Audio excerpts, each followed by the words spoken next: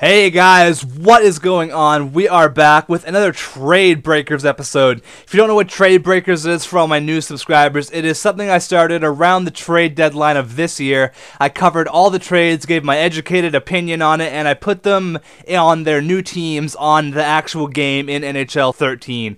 Just so you guys can see how it looks and how the trade breaks down the lines and whatnot. But we have another move with the Stanley Cup playoffs almost being over, and with the July 1st free agency just around the corner, we have lots of trades there's lots of rumors going on, and I'm sure there are going to be lots of moves. So we have a pretty big trade here, as you can see on the screen. It happened just this morning. I woke up with it on my phone, and I thought I'd bring a Trade Breakers out to you guys. So this is a pretty big one. There's a lot of Leafs fans out there, so if you guys already didn't know, I'm pretty sure you already did, but the Maple Leafs trade Matt Fratton and backup goaltender Ben Scrivens in exchange for Jonathan Bernier. Also in that trade was a second-round pick from Toronto going to LA. That is conditional on it's Toronto's choice. They can have it for this year or they can have it for next year. So I'm going to break down each side, LA and Toronto. So start with LA, then I'll move on to Toronto. So obviously there's absolutely no room for Jonathan Bernier to move anywhere because Jonathan Quick is so goddamn good.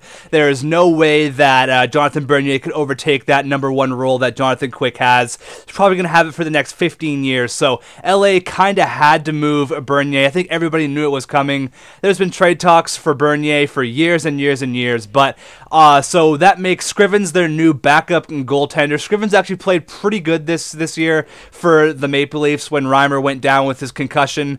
He went 7 wins, 9 losses with 2 shutouts and 20 appearances. So the Leafs really relied on this guy, and he definitely performed. He's undrafted. He's 26 years old, and he's only making $650,000 this year. So he's a very cheap backup, and I'm sure he will fit perfectly in LA. And how I think Scrivens will fit so good into that backup role is because of the amount of games that Jonathan Quick plays. Look at that, 69, 61, and then 72 games. So he can definitely hold the workload, and he obviously excels at it. You know, Stanley Cup champion, Conn Smythe winner, you name it. This guy has done it all. So all they really need is just a quality backup, and Ben Scrivens is all that. So I think he's going to do perfectly in LA. So on to the player that most Leafs fans, and I was reading on Twitter and all of the comments on TSN, they gave up Matt Fratton. Matt Fratton actually played very well in the time that he did play with the Leafs last year.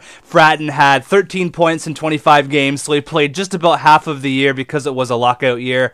And I do watch more Leafs games than I should because my girlfriend is a Leafs fan, so I kind of get suckered into watching them. But when I did, actually enjoyed it, and I'm not ashamed to admit it, I enjoyed watching some Leafs games. They played some pretty good hockey, and I was very happy that they made the playoffs.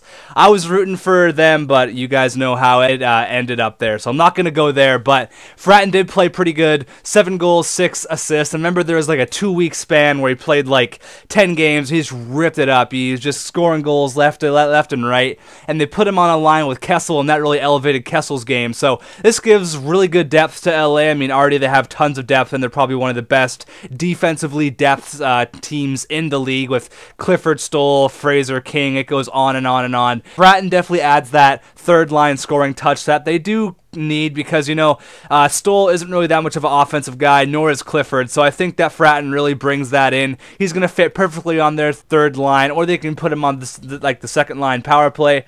Who knows, maybe he's going to blow up into be a really decent second liner. You never know with these young players, but I think that I'm going to go over to Toronto, and then I'll tell you who I think won this trade. As for the Maple Leafs now, I think getting rid of Fratton really puts a hole on that third line because he's an excellent third line player, but I think the Leafs should have no problem getting a decent replacement for him with free agency just around the corner, or even getting an upgrade, making a second liner. But I'm going to focus on the goaltending aspect right now, but do not be surprised if Toronto makes a couple big moves because they are a team that love the dramatic trades and the big signings. So just keep your eye out for Toronto. They should be making a lot of moves. As for James Reimer, he played amazing last year. He went 19-8 in the 33 games that he did play, and in the Leafs games that I watched, he was the #1 star 9 times out of 10. He stole games that they had no business winning, and he can definitely hold that #1 position. But some people are saying, poor Reimer, he should be the starter, and I agree 100%.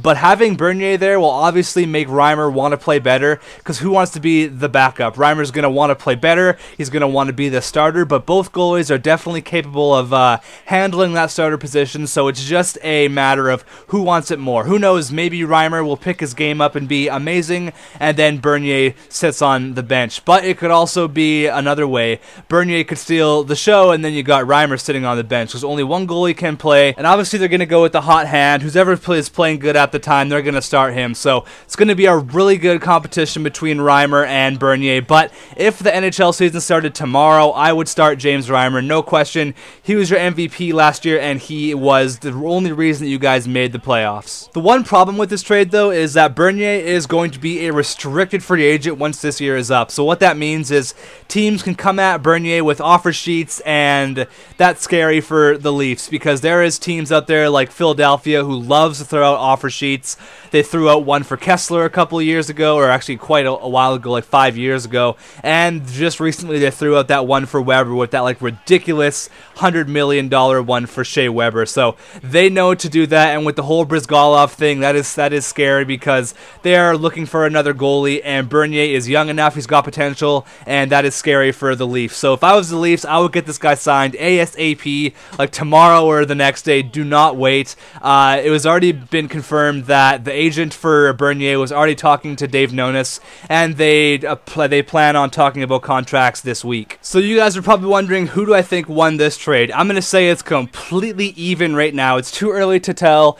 You can't judge within 24 hours or even another month. You got to wait until you watch them play. So I'm going to say it's totally even. If Bernier comes in and steals the show in Toronto, you got to go with Toronto winning the trade. But it can also be the exact same way with LA. So let me know what you guys think. I'd love to hear what you think. Once July 1st rolls around, I'm going to keep on putting these trade breakers out. I could just talk about hockey for days and days and days. I love this. So let me know what you think on the trade. Let me know who you think won, and anything, drop it below. You guys know where to leave it. That is it. I am out. Thank you for watching, and I will see you in the next trade breakers.